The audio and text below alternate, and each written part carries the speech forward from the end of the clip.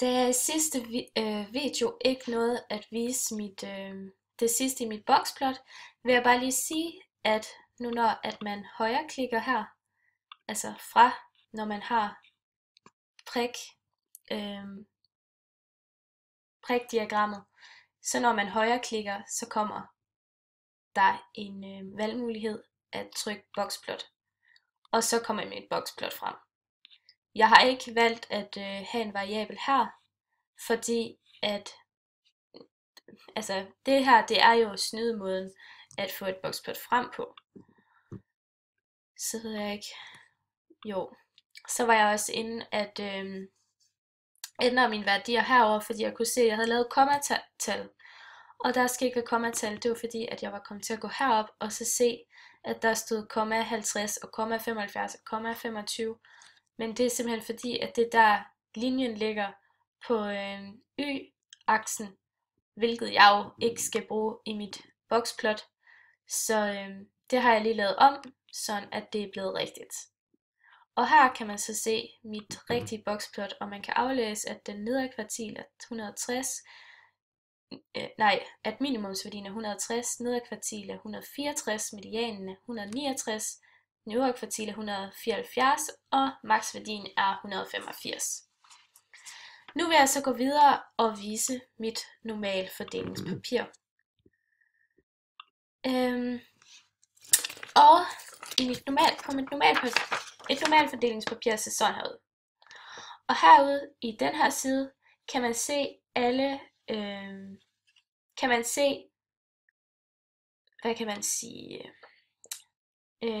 man kan se det i decimal herude, hvor man kan se det i procent herude. Altså kumulerede frekvenser. Så y-aksen vil være kumulerede frekvenser i enten procent herover eller decimal herover. Og i nedre skal man så selv skrive det man gerne, altså sine observationer ind. Og her har jeg så lavet en observationer over min praktiske del af opgaven.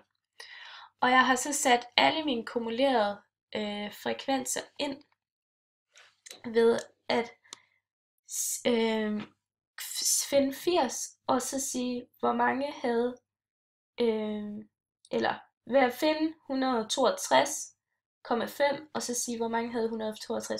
Nå, det havde, nu skal jeg vi tager lige nem en her, fordi det er godt nok lidt svært at læse så hurtigt, hvis det skal gå stærkt. Altså 182,5, det havde 90%. Og så går man op, og til sidst så er der 100% i den sidste, fordi at så går det jo op, og så kan man tegne en streg ned igennem. Og hvis alle punkterne så rammer den streg, så vil det sige, at opgaven er normalfordelt. Hvis de ikke alle sammen rammer stregen, som de ikke gør i den her opgave, så er det ikke normalt fordelt. En anden måde man også kan se det på, det er ved at gå herind og så kigge sit histogram her, hvor man så kan se, at den er jo ikke, eller den her, den er klokkeformet. Hvis den ikke var klokkeformet, ville den for eksempel se sådan her ud. Skal jeg lige så vil den for eksempel se sådan her ud.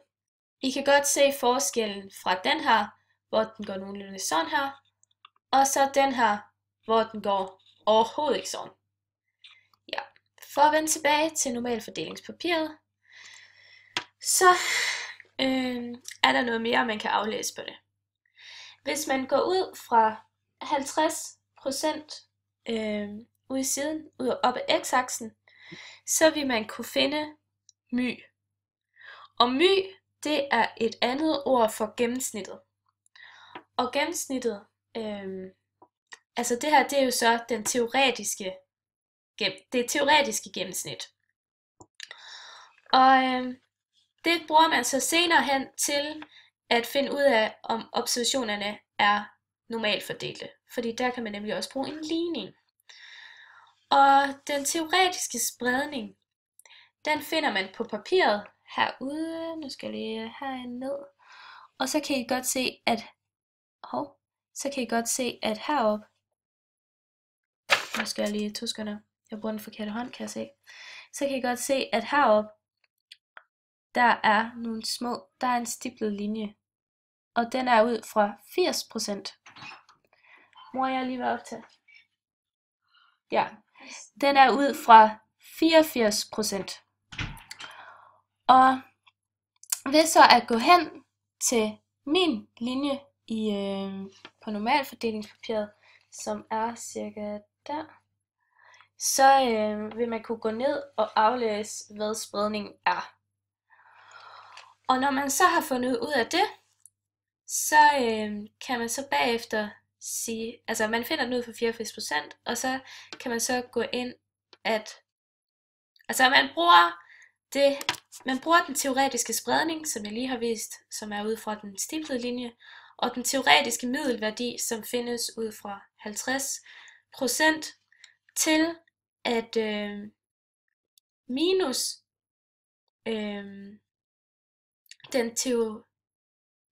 så minuser man den teoretiske spredning med den teoretiske middelværdi, for så at finde ud af, om observationerne er normalt fordelte. Man minuser ikke, man plusser. Undskyld, det er mig. Man plusser. Og ja, så kan vi lige gå tilbage til opgaven for at vise et eksempel. Og vi går lige ned, og så kan man her har jeg skrevet, at da den ikke var klokkeformet, som jeg lige fortalte om, så er den ikke normalfordelt. Det vil jeg skyde på, sagde jeg. Så lavede jeg så opgaven på dette papir, og så kunne jeg så konkludere, at det var rigtigt.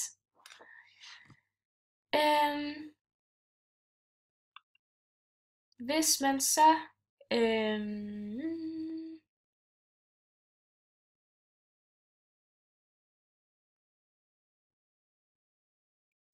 man kan se, at